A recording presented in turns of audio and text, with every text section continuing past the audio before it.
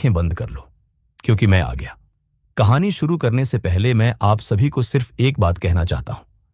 अगर आपको कहानी में थोड़ा सा दम भी लगता है तो अपने भाई को सपोर्ट करें, ताकि हर दिन आपके लिए नई से नई स्टोरी ला सकूं।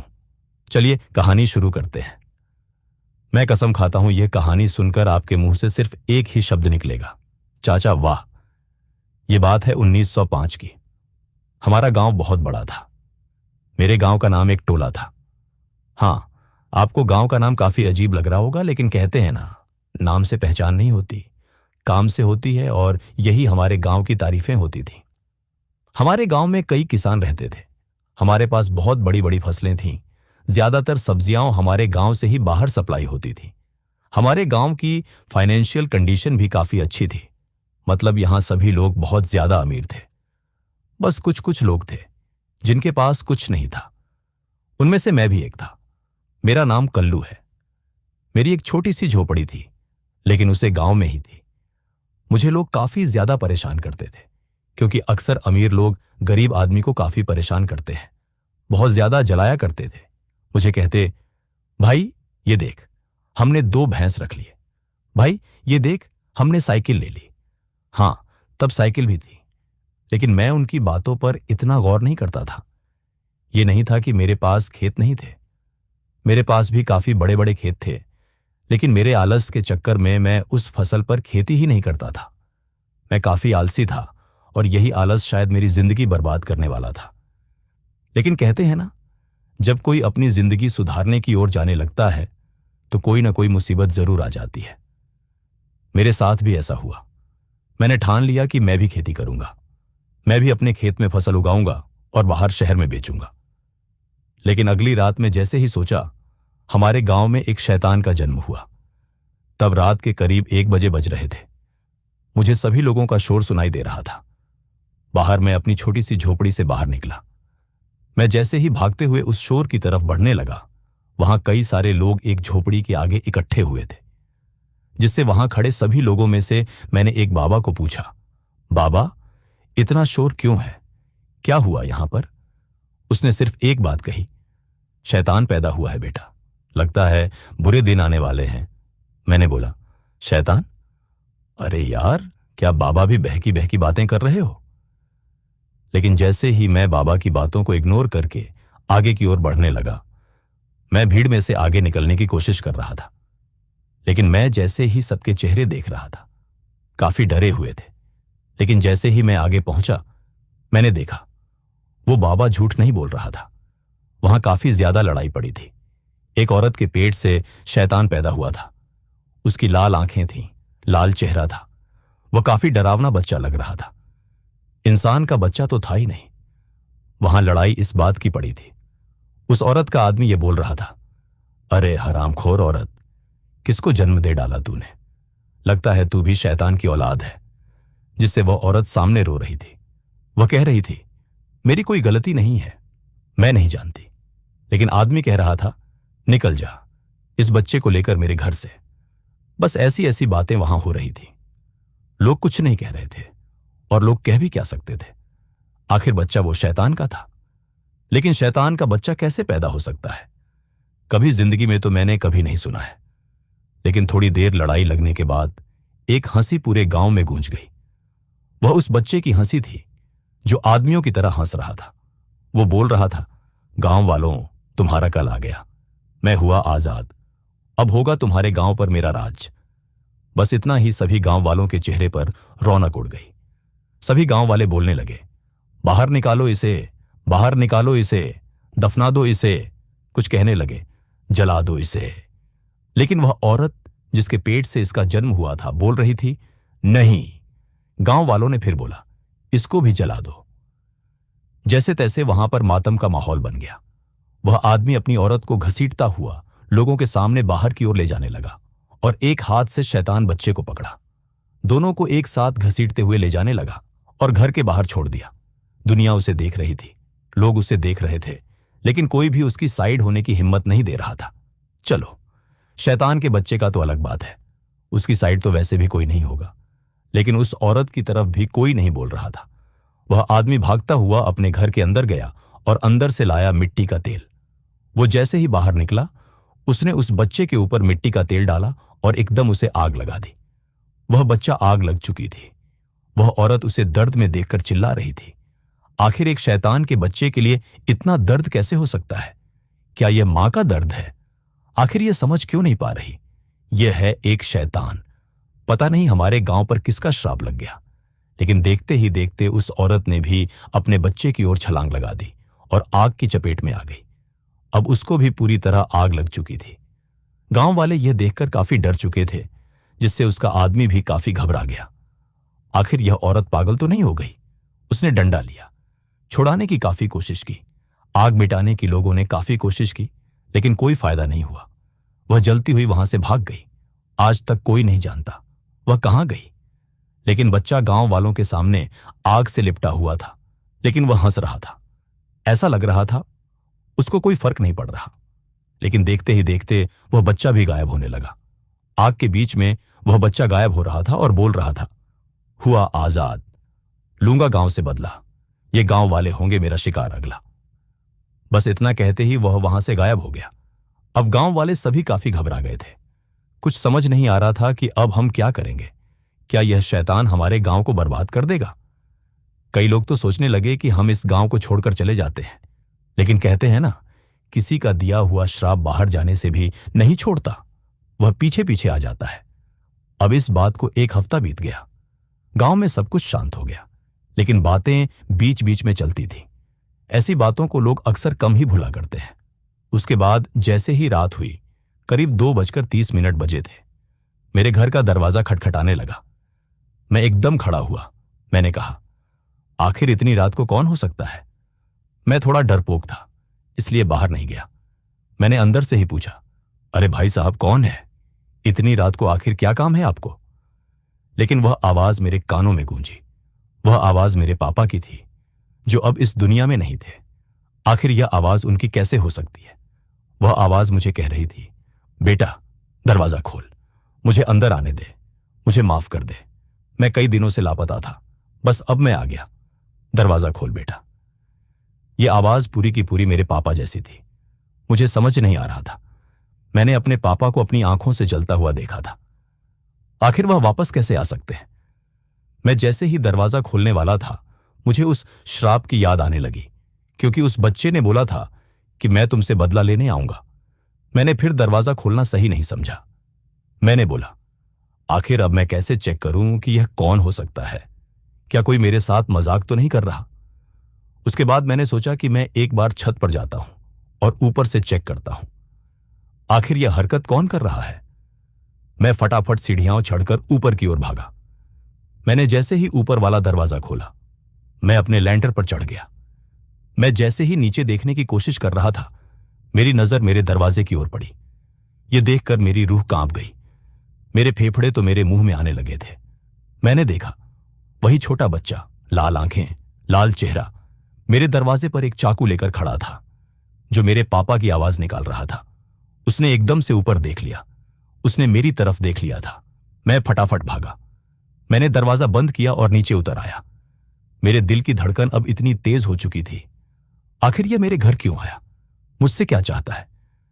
मैंने तो कुछ किया भी नहीं था। अब मेरा ऊपर वाला दरवाजा बुरी तरह खड़क रहा था। इतनी जोर से खटक रहा था कि जैसे वह उसे तोड़ ही देगा। मैं काफी डर रहा था। अपने बेड के पास डरा हुआ बैठा था। काफी देर दरवाजा खड़कने के बाद आवाज बिल्कुल बंद हो गई। यही कोई 15 मिनट हुए थे, आवाज बंद हुए। उसके बाद गांव वालों की चीख सुनाई देने लगी। एक साथ कई गांव वाले, कई परिवार, जैसे वह शैतानी बच्चा उन पर हमला कर रहा हो और उन्हें मार दिया हो। मैंने बोला, हे भगवान, ये क्या बला है? मैं क्या कर सकता था? किसी भी तरह गांव छोड़कर भागना था। अब गांव वालों की आवाज बहुत बुरी तरह चीखों में तब्दील हो रही थी। मैं डरा हुआ अपने बिस्तर के पास नीचे बैठा था। मैं सोच रहा था, आखिर बाहर हो क्या रहा है? जैसे तैसे मेरी डर की वजह से ही नींद लग गई। और जैसे ही सुबह हुई, मेरे गेट का दरवाजा जोर जोर से खटकने लगा। मैं एकदम खड़ा हो गया। मैंने सोचा, आखिर वह शैतान फिर से तो नहीं आ गया। लेकिन उधर से एक आदमी की आवाज आई, जिसका नाम पांडू था। वह दरवाजा खटखटाते हुए एक ही बात कह रहा था, अरे भाई बाहर निकल, अरे भाई जल्दी निकल, हे भगवान ये क्या हो रहा है? बस इतना ही कह रहा था। मैंने भी एकदम से दरवाजा खोल दिया। पांडु मेरे सामने रोता हुआ खड़ा था। भाई देख, तू अभी तक सो रहा है। मैं जैसे ही उसके पीछे भागा, मैंने देखा गांव का हाल। गांव में लाशों के ढेर लगे हुए थे। बस गिनती में 30 से 35 लोग ही बचे थे। बाकी सभी गांव वालों की लाशें दिख रही थी। मेरे चेहरे पर भी अब डर साफ साफ दिख रहा था। वहां कुछ लोग बस लाशों को ही देख रहे थे। कुछ तो सुबह होने से पहले गांव छोड़कर भाग चुके थे, ऐसा सुनने में आया था। पांडु मुझे बता रहा था, भाई हमें भी भाग लेना चाहिए, इसी में ही भलाई है। भाई पता नहीं कौन सी बला वापस आ गई है। मेरा दरवाजा भी खटका था। मैंने नहीं खोला। उसने पूछा, क्या तुझे कुछ ऐसा महसूस हुआ था? मैंने उसे बोला, हां भाई, मैंने भी दरवाजा नहीं खोला, लेकिन मैंने उसको देखा था। वो शैतानी बच्चा था जिसको उसके पिता ने जला दिया था। यह सुनकर पांडु और डर गया। मैंने कहा, पांडु अब क्या करेंगे? पांडु ने कहा, क्या करेंगे? अब यहां से निकलेंगे और क्या करेंगे? मैंने सामान पैक कर लिया है। तूने किया है कि नहीं? मैंने कहा, नहीं मैंने नहीं किया। उसने कहा, तो फिर मर यहां पर, मैं तो जा रहा हूं। लेकिन तभी वहां से एक बूढ़ा बाबा आया। वो कहने लगा, बेटा देखो हमारे गांव के साथ क्या हो गया। जो तुम्हारा दोस्त पांडु कह रहा है, हमें गांव खाली कर देना चाहिए। लेकिन लगता है वह इस बात को नहीं जानता कि कई श्राप ऐसे होते हैं जो पीछा नहीं छोड़ते। चाहे तुम कहीं भी चले जाओ, वह शैतान तुम्हें ढूंढता हुआ आ जाएगा। मैंने बोला, बाबा आप इतना सब कुछ कैसे जानते हैं? वो बोला, हो सकता है शायद इस गांव का ही श्राप हो, और हम इस गांव से भाग जाएंगे तो शायद हमारे पीछे कोई भी नहीं आएगा। मैंने कहा, आप भी फालतू में ही बातें बना रहे हो बाबा जी। बाबा काफी बूढ़े थे, जैसे उनको सब कुछ पता हो, लेकिन वह हमसे कुछ न कुछ छुपा रहे थे। मैंने बाबा से पूछा, बाबा अगर आप इस बारे में कुछ जानते हैं तो हमें बताइए, हम इससे कैसे बच सकते हैं? उन्होंने मुझे बोला, यहां बात करना ठीक नहीं होगा। मैंने कहा, फिर कहां जाए? बाबा ने कहा, जहां कोई हमारी बात को न सुन पाए, क्योंकि मैं पता है इस गांव पर अभी शैतान का राज है। कहते हैं ना, दीवारों के भी कान होते हैं, लेकिन यहां कान कान पर उस शैतान का कान लगा है, दीवारों पर उसके कान लगे हैं, तो हमें बहुत ध्यान रखना होगा। उसके बाद हम पांडु के घर चले गए। हम चारपाई पर बैठे हुए थे और बाबा हमें कुछ बताने की कोशिश कर रहे थे, लेकिन बाबा बीच बीच में हिचकिचा रहे थे। मैंने बाबा को बोला, बाबा बोलिए, बताइए, बाबा क्या जानते हैं? पांडु भी बातें आराम से सुन रहा था। पांडु कहने लगा, बाबा बता भी दीजिए, किसके साथ चक्कर चल रहा है? बाबा ने जोर से थप्पड़ मारा। अरे बूढ़े को तो बख्श दो। उसके बाद बाबा हमें कहानी सुनाने लगे। देखो बेटा, मेरी बात ध्यान से सुनना। तुम्हें क्या लगता है यह नहीं है, बहुत है। ऐसा ही सीन यहां 60 साल पहले हुआ था। लगता है तुम्हें किसी से यह बात पता नहीं चली। तब गांव वालों को मार दिया गया था उस शैतान के माध्यम से। एक औरत थी जिसका नाम अरुणामती था। वह बेहद सुंदर थी, लेकिन ऐसी सुंदरता का क्या फायदा जिसके घर औलाद न हो। उसका पति उसको रोज ताने मारता था, यह तो ऐसी है तो कुछ नहीं कर सकते, तो किसी काम की नहीं है। वह इस बात से निराश थी, वह काफी निराश थी। एक समय ऐसा आया जब वह औलाद के लिए पागल हो गई। शायद मेरे बस में कुछ नहीं है, लेकिन उसने एक ऐसा रास्ता चुना जो शायद कोई नहीं चुने। उसने भगवान की जगह शैतान से मांगने का फैसला किया। उसने शैतान से औलाद मांगी। लोग भगवान से औलाद मांगते हैं, लेकिन उस औरत ने शैतान से औलाद मांगी। उसका कहना था, शैतान ज्यादा जल्दी पुकार सुनता है। यही उस औरत की सबसे बड़ी मूर्खता थी, और उसने कई सारे टोटके किए। जंगल के पेड़ के अंदर अकेली बैठी रही, चारों तरफ सफेद घेरा बनाया, मोमबत्तियां जलाईं, और हमें तो वहां पर गुड़िया लटकी हुई मिली। आज भी वहां चढ़कर मैं तुम्हें बता सकता हूं, गुड़िया अभी भी लटकी हुई होंगी। बस यहीं से हुई थी श्राप की शुरुआत। मैं और पांडु काफी ज्यादा डर रहे थे। क्या बाबा सच कह रहे हैं? बाबा ने कहा, उसके बाद उसके घर जो औलाद हुई वह बिल्कुल इसी शैतान के जैसी थी जो कुछ समय पहले हुआ था। मैं चुप खड़ा था। मुझे पता था मेरा बोलने का कोई फायदा नहीं, उल्टा गांव वाले मुझे ही मारेंगे। जहां हो सकता है उसका पति मेरे ऊपर किसी चीज से हमला कर दे, इसलिए मैं कुछ नहीं बोला। अब जो करेगा यह गांव खुद करेगा। शायद इस औरत ने भी ऐसा ही कुछ किया है, इस बारे में मैं नहीं जानता बेटा। मैं और पांडु बहुत डर डर के इस बात को सुन रहे थे। बाबा ने बोला, जब उस शैतान का जन्म हुआ था तब वो औरत दुखी होने के बजाय काफी खुश हुई। उसने उसके पिता को बताया कि तुम्हारे घर बेटा हुआ है। पिता देखकर डर गया। आखिर यह क्या चीज है? उसके पति ने कहा, आखिर यह क्या पैदा किया है तूने? थोड़ी सी लड़ाई हुई, लेकिन उसने उसको स्वीकार कर लिया। उन दोनों ने उसको स्वीकार कर लिया। वो काफी खुश थे, लेकिन गांव वालों की नजरों में उस बच्चे को नहीं दिखा रहे थे। कहीं गांव वालों ने पूछने की कोशिश की, अपना बेटा दिखाइए, हम देखना चाहते हैं कि कैसा है। लेकिन उन्होंने अपने बेटे को दुनिया से छुपा कर रखा। लेकिन कहते हैं ना, शैतान तो शैतान ही होता है। दोस्तों, एक हफ्ता हो गया। जैसे ही वह औरत अपने बच्चे को गोद में सुला रही थी, देखते ही देखते उस बच्चे ने उसका गला ही चबा दिया, एक ही बार में। उसका पति भी पास ही बैठा था। उसके रोंगटे खड़े हो गए। उसकी औरत उसके सामने मार दी गई थी। वह बच्चा अपने पैरों पर खड़ा हो गया था। अब वह उस आदमी को ही देख रहा था, यानी अपने पिता को भी देख रहा था। उसके बाद वो आदमी भागने की कोशिश करने लगा। यह करीब 9 बजे का समय था, रात का। जैसे ही उसका पिता भाग रहा था, वो शैतान भी उसके पीछे भाग रहा था। लेकिन शैतान उसका पीछा नहीं छोड़ रहा था। पूरे गांव में दौड़ा दिया था शैतान ने उसे। लेकिन एकदम से उसका पैर नीचे पत्थर से टकरा गया और वह गिर गया। वो शैतान उसके पीछे खड़ा था। वह बहुत छोटा बच्चा था, लेकिन उसके दांत किसी कुत्ते से कम नहीं थे।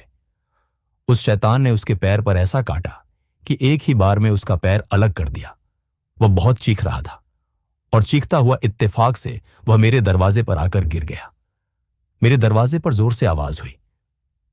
मैं अपने घर के दरवाजे की बात कर रहा हूं। उस समय मेरे पिता वहां रहते थे और मैं पैदा नहीं हुआ था। यह बात मेरे पिता ने मुझे बताई थी, इसलिए आज मैं तुम्हें बता रहा हूं। मेरे पिता का नाम अब्दुल्ला था। हां, मैं मुस्लिम हूं, लेकिन मैं इस बात को अच्छी तरह जानता हूं। बेटा, जैसे ही वह मेरे दरवाजे पर पहुंचा, उसका एक पैर कटा हुआ था। वह बहुत चीख रहा था। मैंने जैसे ही दरवाजा खोला, मैंने देखा वह खून से लथपथ था। वो मुझे एक ही बात कह रहा था, बचा लीजिए अब्दुल जी, अब्दुल जी। अब्दुल जी ने कहा, आखिर क्या हुआ तुम्हें? उन्होंने उसे फटाफट खींचकर अंदर किया, लेकिन वह शैतान बिल्कुल सामने खड़ा था। मेरे पिता अब्दुल ने दरवाजा बंद कर दिया, खिड़कियां बंद कर दी, सब कुछ बंद कर दिया। अब्दुल ने अपने कपड़ों के माध्यम से उस आदमी की पट्टी वगैरह की, लेकिन खून तब काफी बह चुका था। उसने मरते मरते अब्दुल को सारी बातें बता दी। उसने कहा, एक पेड़ है जंगल में, उस पेड़ पर शैतान की तस्वीर बनी है। बस उस जगह से मांगा है मेरी पत्नी ने शैतान के बच्चे को। बस इतना कहते ही उसने अब्दुल के हाथों में ही प्राण त्याग दिए। अब्दुल के चेहरे पर डर साफ साफ दिख रहा था। लेकिन उसी समय गांव में एकदम से मातम का माहौल पैदा हो गया। उसी रात, उसी मिनट के बाद, जब उस आदमी ने मेरे पिता अब्दुल के हाथों में प्राण दिए थे, मेरे पिता अब्दुल को ऐसी ऐसी चीजें सुनाई देने लगीं। गांव में जैसे कोई बेहद बुरी तरह मारा जा रहा हो। अब अब्दुल सोच में पड़ गए थे। आखिर यह क्या हो रहा है? इस बला को खत्म करना होगा। लेकिन उस रात अब्दुल दरवाजे के बाहर निकले। उन्होंने देखा वह राक्षस लोगों को घर के बाहर आने को कह रहा है और उन्हें बहुत बुरी तरह से खा रहा है। लेकिन जो आदमी अब्दुल के हाथों में मरा था, यानी जो शैतान का पापा था, उसने कहा था कि वह पेड़ ही उसका हल है और रात के समय इसका इलाज किया जाएगा। इतना ही कहा था उसने अब्दुल को। उसके बाद अब्दुल भागते हुए जंगल के उस पेड़ की ओर जाने लगे। अब्दुल को पता नहीं था कि वह पेड़ कहां पर है, लेकिन क्या पता अब्दुल के मन में उम्मीद थी कि जैसे तैसे मैं उस पेड़ को ढूंढ ही लूंगा। लेकिन जंगल वो चीज होती है जैसे एक गेम में एक पजल होती है। कुछ पता नहीं लगता कि कहां जाना है, कहां जाएंगे और कहां निकलेंगे। लेकिन जैसे तैसे करते हुए अब्दुल भाग रहे थे। गांव में मौत का माहौल फैल रहा था। शायद उस शैतान को पता नहीं था कि अब्दुल उसको मिटाने के लिए उस पेड़ की ओर जा रहे हैं। लेकिन जंगल के अंदर पहुंचने पर अब्दुल को पता नहीं लग रहा था कि वह पेड़ किस दिशा में है। आखिर कहां जा रही थी वो औरत? कहां से आया है वो शैतान? लेकिन अब्दुल की नजर पड़ी कुछ डोरियों के ऊपर। लाल लाल सी पट्टियां थीं। शायद क्या पता उसी औरत ने इसको बांधा हो। अब्दुल ने उसका पीछा किया। कुछ समय चलने के बाद वो डोरियां खत्म हो गईं और अब्दुल को मिल गया वही पेड़। काफी बड़ा था, जंगल के सभी पेड़ों में से बड़ा था और उस पेड़ पर बनी थी शैतान की फोटो यानी शैतान की मूर्ति वह पेड़ में घड़ी हुई थी। ऐसा कैसे हो सकता था? अगर किसी ने लगाई हो तो अलग बात है, लेकिन घड़ी हुई शक्ल एक पेड़ में से कैसे निकल सकती है? वहां कई सारी डोरियां बंधी हुई थी। मुझे कुछ समझ नहीं आ रहा था। आखिर करूं क्या? उसके चारों तरफ सफेद रंग का गोला बना हुआ था, लेकिन जैसे ही मुझे पीछे से आवाज आई, मैंने देखा मैं उस पेड़ तक पहुंच चुका था। बस अब सफेद गोले के अंदर ही जाना बाकी था। वहां से कई सारे शैतान निकलने लगे। अलग अलग जगह से शैतान निकल रहे थे और उस पेड़ की ओर बढ़ रहे थे, लेकिन अब्दुल काफी डर गया था। अब्दुल ने सफेद गोले के अंदर छलांग लगा दी और एकदम नीचे बैठ गया। शायद अब अब्दुल का अंत होने वाला था, लेकिन हैरानी की बात यह थी कि वो शैतान पास तो आ गए थे, लेकिन उस गोले के अंदर नहीं आ पा रहे थे। मुझे समझ नहीं आ रही थी। शायद ये कोई चमत्कार है जहां कोई रक्षा कवच था। मैं एकदम से खड़ा हुआ। वो शैतान मेरी ओर देखकर डर रहे थे। आखिर उन्होंने ऐसी क्या चीज देख ली थी? अब्दुल ने एकदम से इधर उधर नजर दौड़ाई, लेकिन मुझे कुछ नहीं मिला। बस गुड़िया बंधी थी। शैतान अब्दुल के आगे हाथ जोड़ने लगे। आखिर ये ऐसा क्यों कर रहे हैं? आखिर क्या है इस पेड़ में? अब्दुल के दिमाग में कुछ समझ नहीं आ रहा था कि आखिर क्या करना चाहिए। इसलिए अब्दुल ने एक फैसला किया। अब मैं सभी डोरियों को तोड़ दूंगा और सभी गुड़ियों को तोड़कर फेंक दूंगा। शायद इससे कोई हल मिल जाए। उसने ऐसा ही किया। अब्दुल ने सभी डोरों को बहुत जोर जोर से तोड़ दिया, सभी गुड़ियों को नीचे फेंक दिया। शायद उसको अब इसका फल मिल चुका था। वह सभी शैतान धीरे धीरे गायब होने लगे। वो गुस्से से अब्दुल की ओर ही देख रहे थे, लेकिन वह गायब हो रहे थे। देखते ही देखते आखिरी शैतान भी गायब हो गया। वह बच्चे शैतान बहुत ज्यादा भयानक थे। उसके बाद एकदम से अब्दुल गांव की ओर भागे। उन्होंने जैसे ही गांव में देखा, गांव में चारों तरफ लाशें ही लाशें पड़ी थीं। मेरे बाप अब्दुल ये देखकर काफी दुखी हुए, लेकिन शायद अब ऐसा ना हो।